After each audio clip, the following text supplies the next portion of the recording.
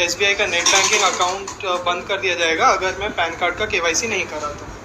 और उसमें एक लिंक था, ये मैसेज आया था मुझे एक कंप्यूटर जनरेटेड SBI जैसी नंबर नहीं था इसमें, ये SBN CPL करके मुझे मैसेज आया था।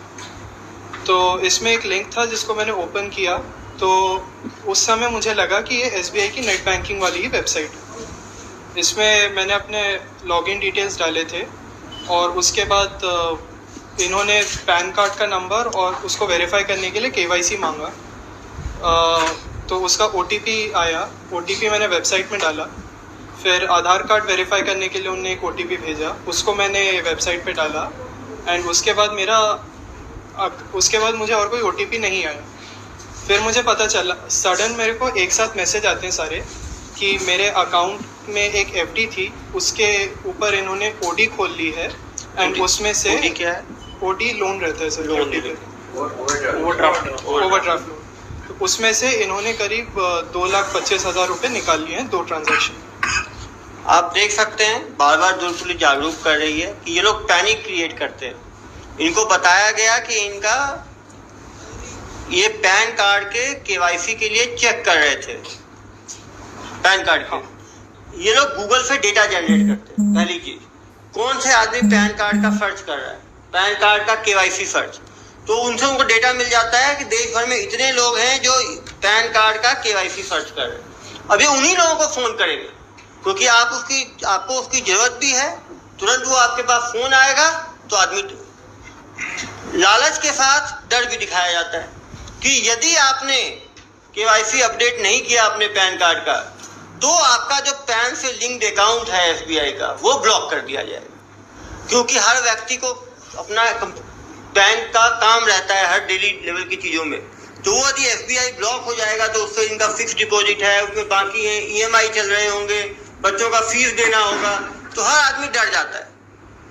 दुर्ग पुलिस हमेशा आह्वान कर रही है कभी भी लिंक पे क्लिक ना करें। इन्होंने कहा SBI जैसा वेबसाइट वो जैसा रहता है, उसका वेबसाइट का जो एड्रेस आप देखेंगे केवल 1 लेटर का अंतर होगा, और जब वेबसाइट पे घुसेंगे तो SBI जैसा ही वो फर्स्ट पेज रहेगा, उसी की तरफ सारा कंटेंट रहेगा, लेकिन वो SBI का होम पेज नहीं रहेगा। हम लगातार जनता से आह्वान कर रहे हैं कि यदि आपको कोई चीज करना भी है तो उसके ऑफिशियल वेबसाइट पे जाएं। आपके पासबुक पे लिखा रहेगा SBI का वेबसाइट, आप SBI का www जो भी SBI का प्रॉपर वेबसाइट है उस पे जाएं, कभी भी लिंक क्लिक करके ना जाएं। इन्होंने लिंक क्लिक किया, वो लिंक जो लेके गया वो एक फर्जी वेबसाइट पे लेके गया, जो कि जिसका कंट्रोल वो हैकर के पास था, फ्रॉड के पास था, फ्रॉडस्टर के पास। इन्होंने जो अपना यूजर नेम डाला, जो अपना पासवर्ड डाला, इनको लग रहा है डॉट आ रहा है, लेकिन वो दूसरा बंदा उनके यूजर नेम को और पासवर्ड को रीड कर पा रहा है। उसके बाद जो OTP आया 2 बार, उन्होंने जैसे ही OTP भेजा, यूजर नेम उनको मालूम है, पासवर्ड इनको मालूम है, जैसे ही आप OTP, ये क्या करते हैं, आपका जो प्रोफाइल पासवर्ड है उसको चेंज करने का क्लिक करते हैं। जैसे ही चेंज करने का करेंगे OTP मांगता है। इन्होंने अपना OTP बता दिया, तो उन्होंने अपने हिसाब से सेट कर लिया, और उसके बाद जो भी पैसे होंगे तो पैसा निकाल लेंगे, पैसा नहीं था तो इन्होंने लोन उठा लिया। इसीलिए सभी से हम आह्वान करेंगे कभी भी लिंक पे क्लिक ना करें, OTP ना बताएं। OTP में बहुत चीजें होती हैं, सही OTP क्या है, गलत OTP क्या है, क्योंकि काफी बार हमें बैंक से OTP आता भी है। कभी भी OTP बताना ही नहीं है हमें। कभी भी थर्ड पर्सन को फोन पे OTP ना बताएं। काफी लोग कहते हैं अमेजॉन वाले आते हैं OTP मांगते हैं, सामने OTP है, सामने उसको दें और सामने इंटर करेगा। कभी भी फोन पे किसी को OTP ना बताएं, किसी भी लिंक को क्लिक ना करें। इन 2 चीजों पे इतनी ज्यादा फ्रॉड हुई है, उसके बाद भी लोग अवेयर नहीं हो पा रहे। आपने कभी कोई एडवर्टाइजमेंट ये नहीं देखा, आपने कभी लिंक पे क्लिक नहीं करना है, OTP नहीं बताना है, तो भाई इतना पैसे का नुकसान हुआ कि नहीं हुआ आपके? जब आप मास्टर्स इन टेक्नोलॉजी हो, MTech हो, आपके जैसे लोगों को ये फ्रॉड बना देंगे तो बाकी जनता के ऊपर तो क्या करेंगे, ये कहरी बरसा देंगे। 2,27,000 कितना वो बताओ भाई? 2,25,000 2,25,000 रुपए बड़ा अमाउंट होता है। 1 तारीख की मंडे। 1 तारीख मंडे की घटना है। आप बताओ कैसे, आप तो फ्रॉड आपके साथ हुआ है, आप बता पाओगे कैसे बच सकते हैं इन फ्रॉड से, बताओ। मैंने गलती ये की कि जब वो लिंक मैंने ओपन किया तो मैं लिंक को देखा नहीं कि है क्या वो। उसमें क्लियरली वो SBI का वेबसाइट का लिंक नहीं था, उसमें SBI 1 करके वेबसाइट थी जिसमें ओपन हुआ लिंक। वो क्या करते हैं, SSBI कर देंगे या SBII कर देंगे या SBI 1 कर देंगे, ऐसे करके वो दिखेगा बिल्कुल SBI जैसा, एक लेटर का अंतर होगा। इसीलिए मैं बता रहा हूँ कभी भी लिंक पे क्लिक ना करें। आपको जाना भी है, यदि अपडेट करना है आपको तो उसके साइट पे जाए खुद टाइप करके और साइट पे जानकारी दे। वो साइट आपकी ऑफिशियल, यदि साइट पे टाइप करने के कारण यदि पैसा आपका जाता है तो वो इंश्योर्ड रहता है, उसकी इंश्योरेंस करा के रखती है बैंक कंपनियां। लेकिन आपकी अपनी गलती के कारण होता है तो बैंक का कोई इंश्योरेंस नहीं रहता। तो एक तो गलती इन्होंने किया, लिंक को क्लिक किया, और क्या गलतियां की आपने? दूसरा, जब वेबसाइट खुला तो मैंने उस पर ध्यान नहीं दिया, उसके कंटेंट पे ज़्यादा, क्योंकि मैं यूज़र नेम वगैरह एंटर करने की जगह पे मेरा ध्यान था।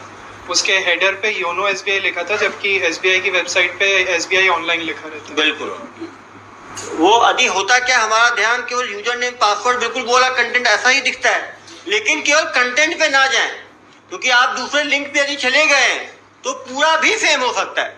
जैसा इन्होंने कहा कि वो बंदा जब कॉपी करता है थोड़ा थोड़ा अलग रहता है, क्योंकि यदि बिल्कुल वो सेम रखेगा तो गूगल भी उसको हटा देगी, ये भी एक चीज हो सकता है। लेकिन तब भी सेकंड पॉइंट से ज्यादा पहला पॉइंट इंपॉर्टेंट है, किसी भी लिंक पे क्लिक ना करें। तीसरी गलती क्या की आपने? तीसरी गलती, मैं डायरेक्ट बैंक को कांटेक्ट किए बगैर मैं OTP डाल प्रोसेस आगे बढ़ा लिया। मुझे फोन पे OTP बताना तो अपराध है।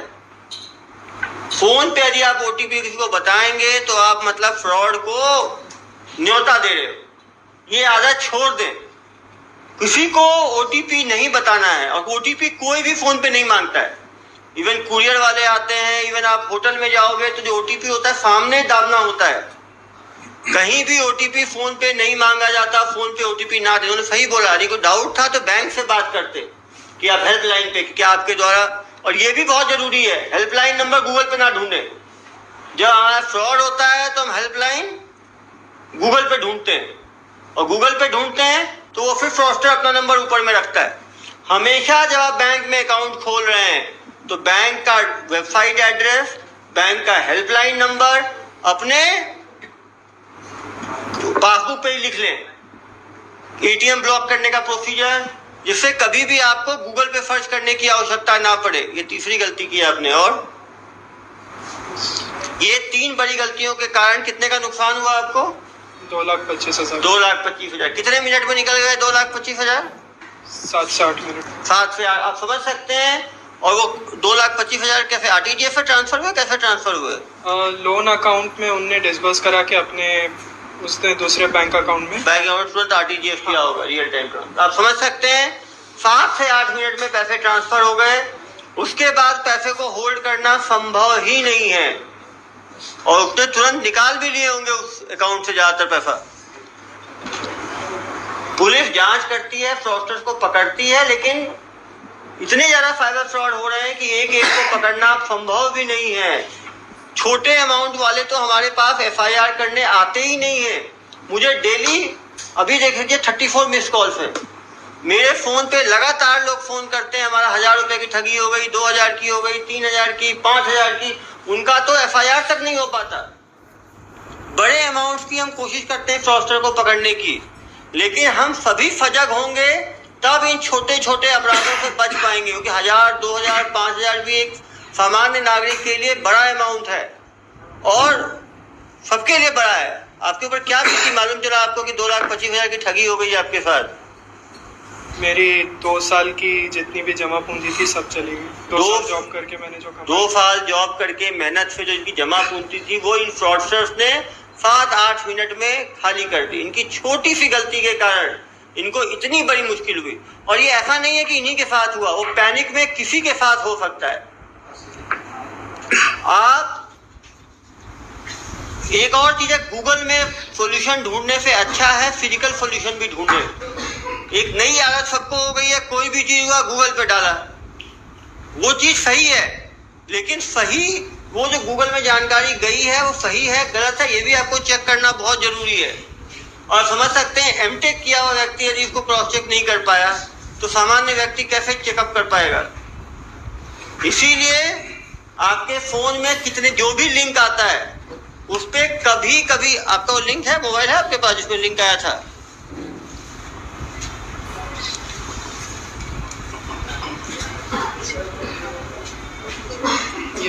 ये देखिए लिंक था, ये ऐसे लिंक आता है, dear customer your SBI net banking account. एक तो नेट बैंकिंग होता है, इंटरनेट बैंकिंग होता है।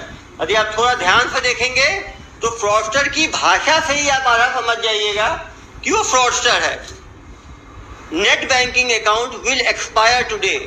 नेट बैंकिंग अकाउंट कभी एक्सपायर नहीं। नेट बैंकिंग अकाउंट ब्लॉक हो जाता है। नेट जो है वो मरता वो चीज है जिंदा हो, मशीनी चीज जिंदा ही नहीं है, वो एक्सपायर नहीं होता है। वो ठीक बता रहे हैं, वो विथहोल्ड हो जाता है, ब्लॉक हो जाता है।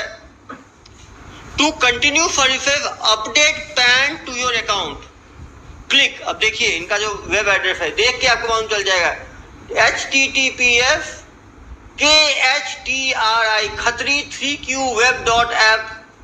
अब देख लो एसबीआई कहीं नहीं है, आप ध्यान से देखोगे एसबीआई जैसा नहीं वन नहीं, एसबीआई है ही नहीं इसमें, क्योंकि एसबीआई जनरली अलाउ नहीं करता है, बहुत उसमें तुरंत कार्रवाई गूगल करता है। आजकल गूगल के पास ज्यादा शिकायतें हो गई हैं।